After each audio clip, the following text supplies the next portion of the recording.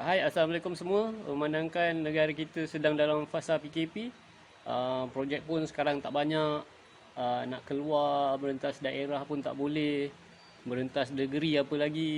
Jadi petang ni saya mempunyai masa sedikit terluang lah. Petang ni saya nak ajarkan pada anda cara-cara untuk menggunakan grinder dengan betul. Grinder ni kalau nak diikutkan ada peralatan wajib di setiap bengkel-bengkel. Tak kira lah bengkel besi ke, bengkel kayu ke, bengkel kereta ke, semua bengkel ada. Sebab apa wajib? Sebabnya grinder ni kalau nak diikutkan semua benda boleh buat. Tukar mata untuk gosok kayu, dia boleh gosokkan kayu. Tukar mata untuk potong besi, dia boleh potong besi. Tukar kadang-kadang ada orang DIY untuk jadikan chainsaw lagi kan. So dia multi-purpose dan multitasking. Harga dia pun tak mahal mana kan. Jadi saya tengok geng-geng yang baru-baru nak masuk bertukang ni kan, kadang-kadang dia orang tak mempunyai peralatan menukang yang proper ataupun yang sesuai. Jadi dia orang pakai grinder. Dia tukar jadi mata untuk potong kayu. Akhirnya grinder tadi yang dia orang ingat boleh potong kayu, rupa-rupanya memakan diri, potong tangan, dan ada yang sampai meninggal pun ada kan. Ramai juga yang post dekat FB, dekat geng-geng kayu, geng-geng tukang dan sebagainya. Ada yang peha terkoyak, lepas tu ada yang benda-benda macam tu lah yang sebenarnya yang kita nak elakkan. Okey, marilah kita mengenali grinder dan cara-cara untuk memakai grinder. Saya lupa nak cakap sebab saya ni tukang kayu. Jadi video kali ni sebenarnya saya nak ajarkan kepada anda cara-cara untuk menggunakan grinder yang menjurus kepada perkayuan, bukan besi, bukan bengkel kereta dan sebagainya, bukan. Baiklah, mana-mana grinder sebenarnya lebih kurang sama saja, tetapi yang membezakan dia cuma adalah dia punya Swiss. Yang ni di tepi ni dan ini di belakang. Kalau nak diikutkan, yang ini lebih ergonomik ataupun lebih selesa sebab Swiss dia kat tepi ni. Dan grinder yang macam ini, yang saiz dia di tepi sini, saya gunakan untuk memotong besi. Sebabnya senang untuk hidupkan dan matikan. Manakala grinder untuk saya guna untuk licinkan kayu, grinder yang dia punya Swiss dia kat belakang, dekat belakang ni. Okey. Dan saya pakaikan pad ataupun benda kuning ni dipanggil sebagai velcro sanding pad. Sebabnya dia ada velcro, velcro. Dia dipakaikan dengan menggunakan ni padding kertas pasir ni. Untuk besi, dalam bengkel saya wajib untuk pakai guard ni. Untuk potong besi, untuk mata potong besi wajib ada guard ni. Sebab apa? Dah banyak dekat luar sana dia potong-potong, dia punya mata ni tersepit, lepas tu patah dan sebagainya, dan dia punya mata ni ke belakang kena badan kita. Jadi guard ni wajib untuk dipakai dalam bengkel saya. Bengkel orang lain, korang punya bengkel, korang punya suka lah. Hari ini saya nak cerita pasal benda ni. Okey, macam mana nak pakai benda ni dengan selamat. Kalau tak selamat, nampak ni. Saya pun adalah antara mangsa-mangsa yang terkena grinder. Itu adalah pernah terkena grinder. Ini pun grinder. Dalam kerja kayu, saya gunakan grinder untuk satu fungsi saja, iaitu untuk melicinkan kayu. Untuk dipasang dengan mata ini. Tak boleh pasang dengan mata gergaji. Di dalam bengkel saya memang diharamkan untuk pakai grinder dengan dipasangkan dengan mata untuk potong kayu, kerana ianya sangat-sangatlah bahaya. Dia kadang-kadang boleh melantun dan terkena badan kita. Tips yang saya selalu pakai untuk pakai grinder, iaitu saya pakai jam tangan G-Shock. Apa pentingnya jam G-Shock ni dalam pakai grinder ni? Sebenarnya grinder ni biasanya kalau kita pegang kayu, contohnya kita ada kayu macam ni, kita pegang dan dia kadang-kadang dia terkena macam ni, dan dia akan terkena dekat jam tangan ni. Okay. Sebabnya kadang-kadang kalau kita tak ada pakai jam tangan, kadang-kadang dia terkena kat sini. Bahaya tu.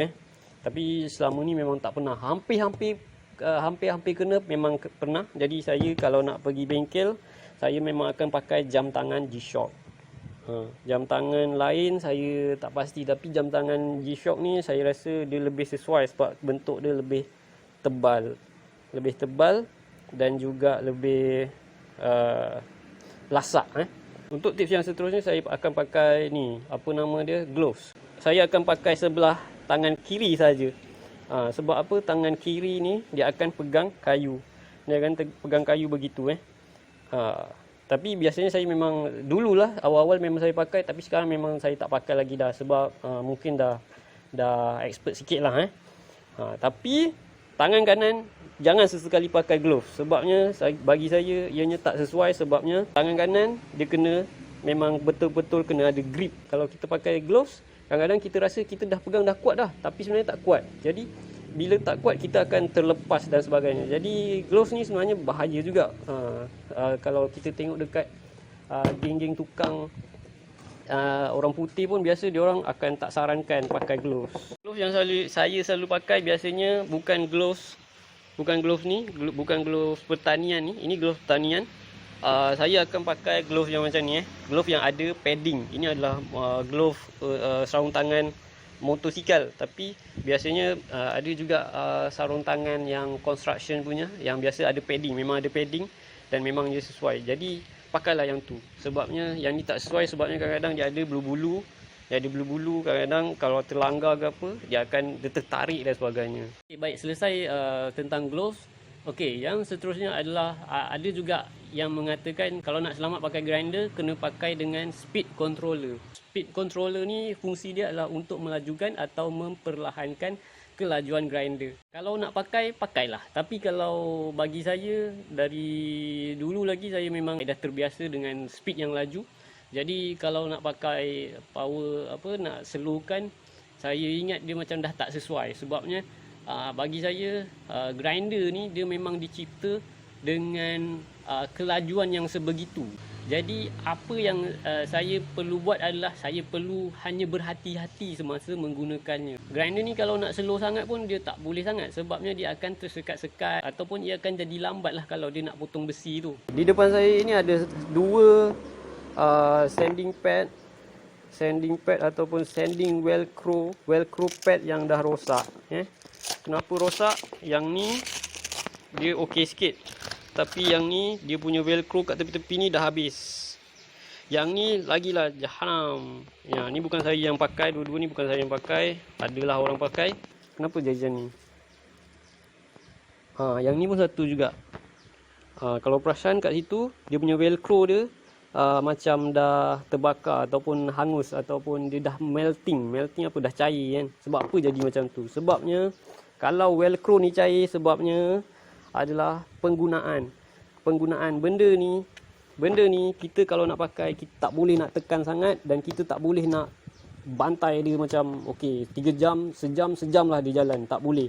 Sebabnya dia punya bila sanding pad ni haus, bila dia haus, dia akan tak adalah dia punya geseran. Apa yang berlaku adalah dia akan menggesel-gesel dekat kayu. Bila dia dah gesel kat kayu, dia akan jadi panas. Bila dia jadi panas, dia akan melting, dia akan cair dia punya velcro ni. Jadinya apa yang perlu dibuat? Kita kena tengok. Kita dah pakai tu, kita kena tengok kita punya sanding pad. Kalau benda ni dah tak ada dah dia punya kasar-kasar dia, terus tukar baru, ganti yang baru. Ni baru, ni masih ada kasar-kasar. Kalau terus pakai saja, dia akan jadi panas. Dia akan cair. Ni memang jenis tak sekolah pakai ni. Okey. Lagi satu, kalau nak pakai sanding pad, benda ni dia kena 90 darjah. 90 darjah kat situ. Benda ni dia tak boleh nak kesengit ke sana, dia tak boleh nak sengit sini. Maksudnya. Okey, dia kena tekap macam itu. Kalau tak tekap, dia akan rosak macam ni. Dia akan rosak kat tepi-tepi ni dulu. Dia akan rosak kat tepi-tepi ni. Dia kena tekap. Dia kena tekap sambil gosok. Tekap sambil gosok dalam keadaan 90 darjah tegak macam tu. Dia punya ni tegak. Jangan sengit begini, jangan sengit macam tu, jangan sengit ke depan, jangan sengit belakang. Alright. Satu je mata yang boleh sengit-sengit apa semua tu. Okey, ni je mata dia, iaitu flap disc. Flap disc ni memang boleh digunakan macam sengit-sengit dan sebagainya. Tapi ini gunanya untuk dalam welding ataupun kerja-kerja besi memang akan pakai benda ni. Memang dia boleh kena sengit-sengit sebabnya dia punya padding ni dia tebal dan juga memang sesuai lah. Tapi tidak sesuai untuk buat benda ni. Benda ni tak boleh disengit-sengitkan. Alright. Ada satu contoh kayu yang berpaku. Kayu yang berpaku ni adalah musuh kepada sanding pad ni. Okey. Kalau nampak kat paku macam ni, tak boleh tolak macam tu. Nanti apa? Nanti dia akan rosak. Macam ni. Inilah puncanya dia akan rosak. Ni langgar paku lah ni. Okey, langgar paku. Apa yang berlaku adalah kita kena benda ni dia boleh dihilangkan ataupun dibuang menggunakan sanding pad ni saja. Tak perlu kita pakai plier, kita nak cungkil tarik satu-satu, tak perlu. Kan?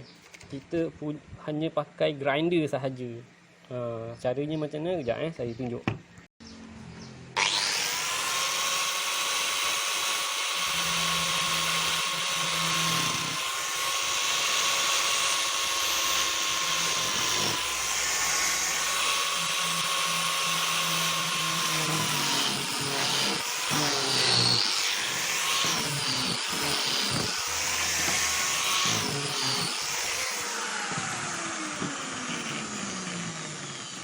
Okey, nampak tak macam mana saya buang paku tadi? Bila kita nampak paku,